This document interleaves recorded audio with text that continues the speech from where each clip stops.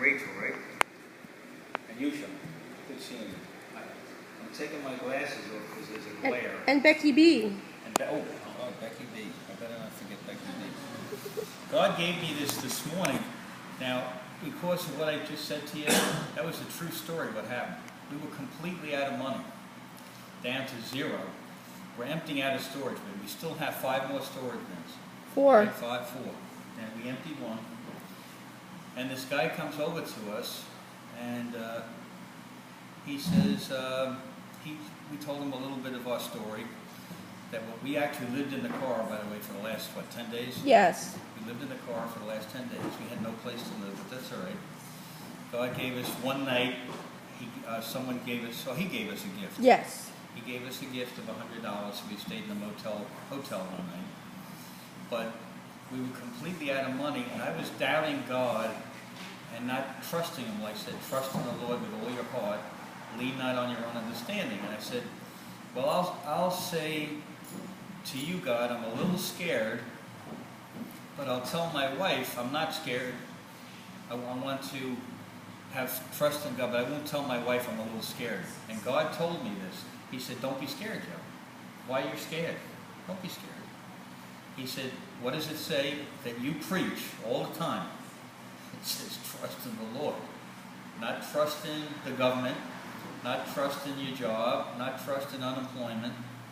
In fact, how God works things out, we don't even know why He works things out the way He does. We didn't meet accidentally. This was planned by God because of Isaiah 58, is it? Mm-hmm. The vision, I'm going to read it. Isaiah 58, verse 6 to 14. Isaiah 58, which is the vision that God gave Becky.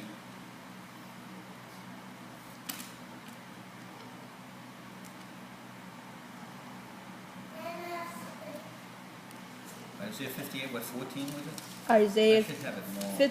58, verse 6 to 14. Oh, here's what, you pull it up for me while I'm talking, because I got...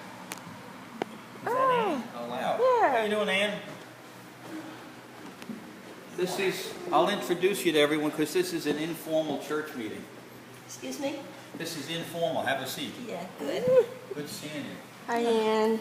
Because I don't think Ann met the family, so we'll introduce you. Yeah, she met you. These are the... Yeah. Oh, they did meet? Yeah. Okay. Did you meet the kids? Yeah. The children? Yeah. Okay. On your birthday, Joe. Oh, okay. On my birthday, right. I'm sorry. Right. Okay. Oh, gosh. And then, where was it?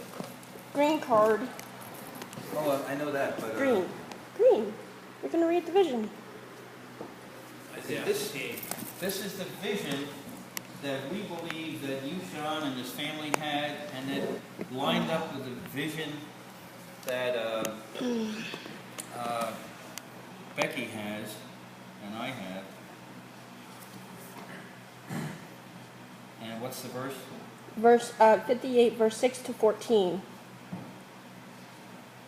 Isaiah 58, what? Verse 6 to 14. Okay.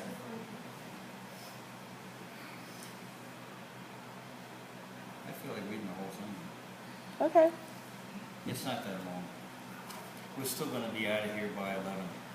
Shout it aloud. Do not hold back. Raise your voice like a trumpet.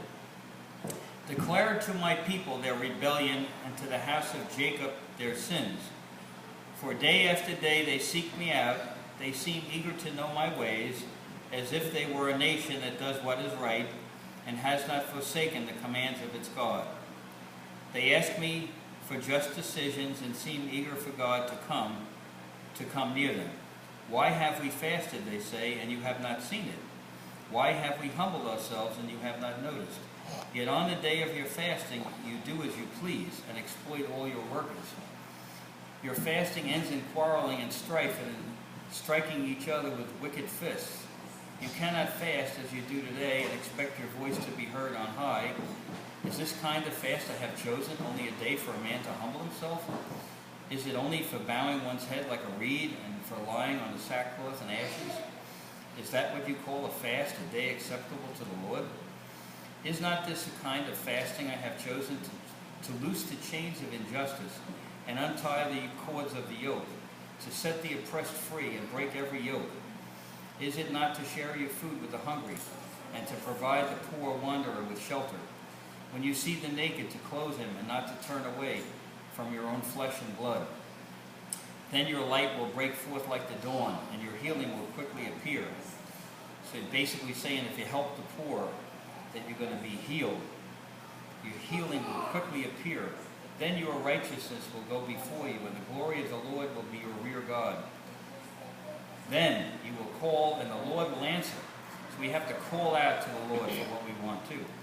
Then you call, and the Lord will answer. You will cry for help, and he will say, "Here am I." If you do away with the yoke of oppression, with pointing the finger and malicious talk, and if you spend yourselves in behalf of the hungry and satisfy the needs of the oppressed, then your light will rise in the darkness, and your night will become like the noonday. The Lord will guide you always. He will satisfy your needs in a sun-scorched land, and will strengthen your frame. You will be like a well-watered garden, like a spring whose waters never fail. Your people will rebuild the ancient ruins and will raise up the age-old foundations. You will be called repairer of broken walls, restorer of streets with dwellings.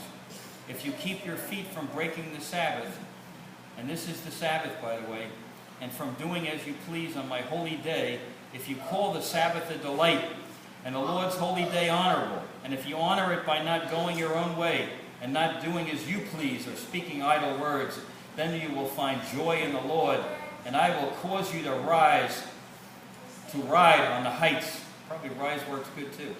Ride on the heights of the land, and to feast on the inheritance of your father Jacob. The mouth of the Lord has spoken. Praise you, God. Let's just reflect on what I just read. It's pretty powerful.